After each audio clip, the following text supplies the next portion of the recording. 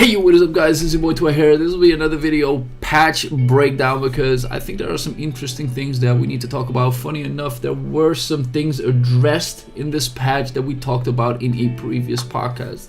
Unfortunately, there's some audio issues and me not having much time on my hands. We haven't posted that one yet. If you guys still want to see it, make sure to post it down below into the comments if you guys like to know. There's some other things that we like to talk about, which will be in another video and another podcast, and that will be assassin changes. That will be coming up, and whatever comes to mind is something that we will talk about. But furthermore, let's just get into some patch because there's a lot of things that might be good to a lot of people. So starting off with this is a new coupon. Make sure to use it because you get a all-in-one special summon ticket, and they changed up special summon tickets, so you get one try for free, which is really good. But moving on to another thing that is quite interesting, and somebody already said this to me, like, this is probably the most interesting coming with the upcoming patch, and that is the changes to the all-in-one summon. And Carl, I'm not sure if you've tried it yet, but I have not yet. I have some pictures on my Discord that blew my mind. The rates of them are absolutely sickening, because it used to be that on the all-in-one summons that your drops over there were either abysmal, non-existent, or at least not what you're looking for, which meant that nobody was doing them again. And now with the changes, it basically says everything is better.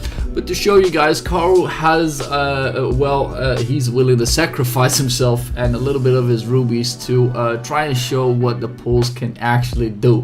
What a trooper. Magistralis said, make that a sacrifice for all of us. What a guy. But here's the thing, I might actually do it myself because we received something neat, and that is 30k rubies for those of you who really have spent some time into this game. Please don't crash the game. I've seen that happen too many times. What? Entirely different, and I got Nathan's hot dogs, which I need, but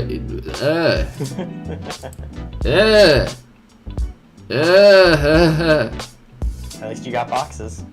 Okay, at least I get like half a unique weapon and a reforce ticket. So judging by the first two summons, oh, here we go, unique weapon. Oh, gear ticket, that's pretty good for just 5k rubies. Not bad, not bad. But like I said, would I be recommending this to people already? Random unique treasures, that for about what, 20k rubies? So here's the thing, this is something that somebody showed onto a lot of all-in-ones, and you might have to put on your goggles and zoom in a little bit, but take note that you can get NPC unique weapon tickets, you can get a lot of unique weapons or gear tickets by just being lucky. But as you guys have seen, would I instantly recommend this? I don't know, man. Carl, what do you think? I'm looking at the rates in-game right now, and from what it looks like, you have roughly a 10% chance to get something that isn't just legendary fragments or whatever. And that is 10% on roll. One single roll. Let's call it that. Yeah, which means that since you're rolling that 11 times, I do think you got a little unlucky there. And after some let's call it technical difficulties, we got something. So Carl, your try. Let's see that. I'm gonna run 3 of them for now. He's like, I saw the rate. His ass. Oh, randoms. Okay. That is basically the equivalent right here of one unique weapon from before, because I would just grind it. A second unique, a bunch of legendaries, some Galgoria stuff. I'd say it's slightly better than a normal pull from previous time. This particular one. True. Definitely noting that it seems all good that you see the flashes on your screen, and that's something that I'm missing over here, right? Yeah. Because this pull is still not it, man. This is another pull that isn't necessarily as good. I actually say this one might be arguably worse than the average pull before. Yep, I would agree on that one. Granted that if they made it too much better, it wouldn't be as addicting.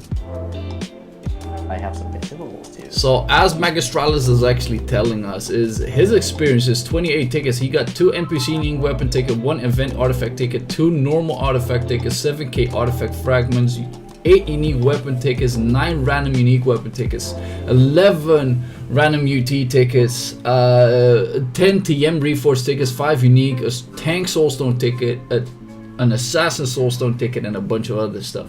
Which okay, so if we had to sum that up, that is 28 times 5, and I'm not big on math, so let me grab a calculator.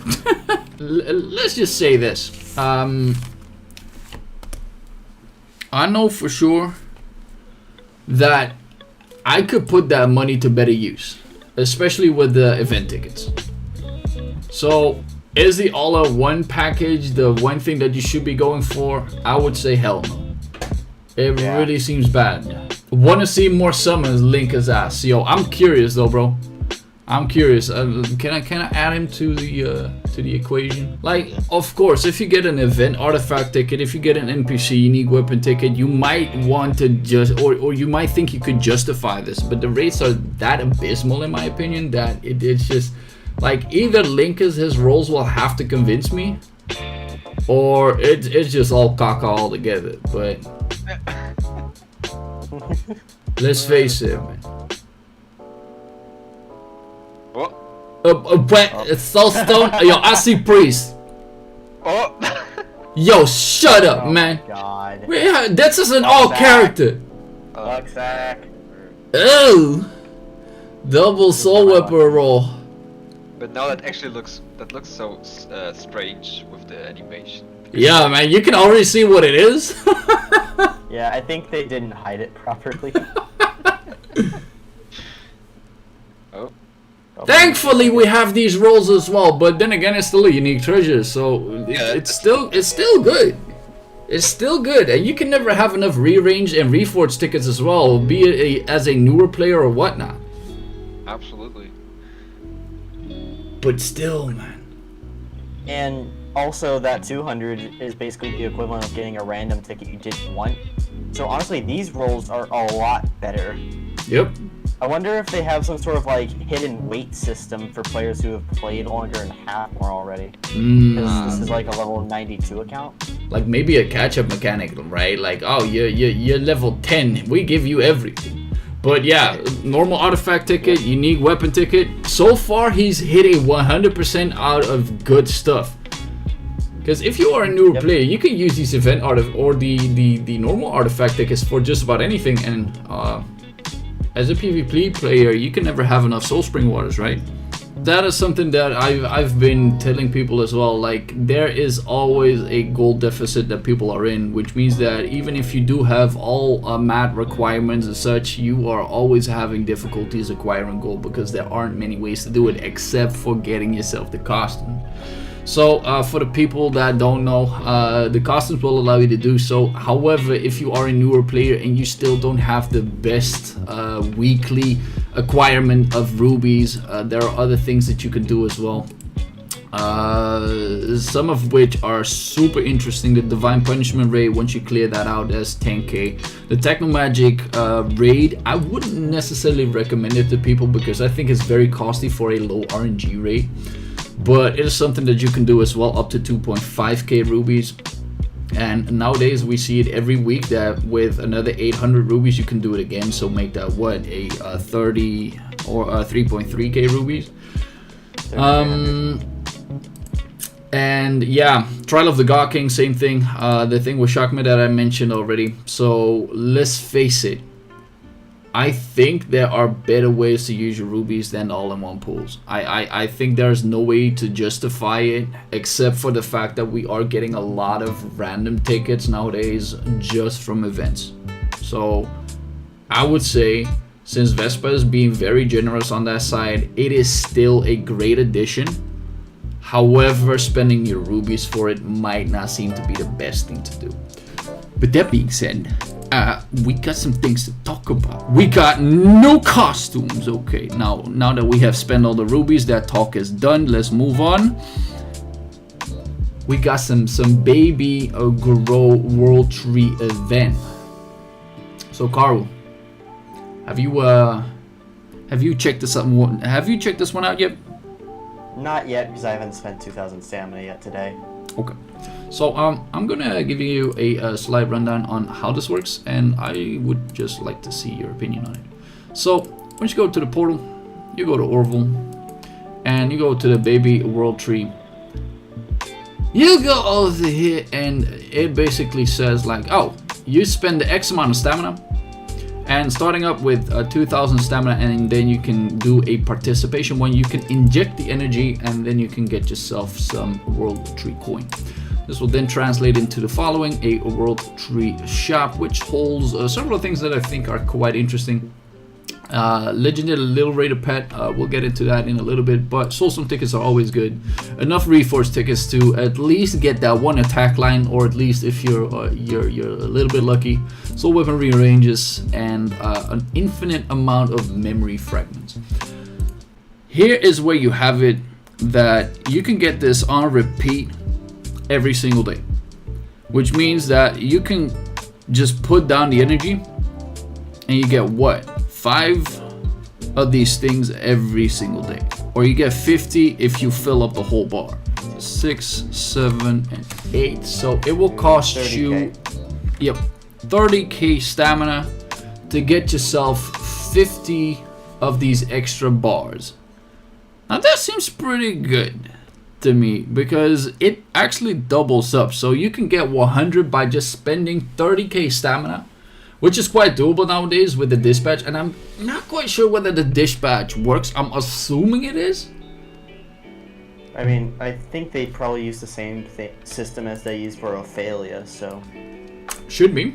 So, technically, for just that and spending 30k stamina every single day, you can get yourself a real nice amount of items, because let's face it, the contribution point progress will allow everybody to get something. The rewards are exactly the same. The incentive, however, is different. But the incentive is quite different. We got 117k for America. We got 211 for the Asia server. And we got Europe doing roughly like 1/3 of that. And we will just have to see how many people actually play. I hope, ladies and gentlemen, if you guys are on the EU and I'm not getting my items, I will need to find each and every last one of you.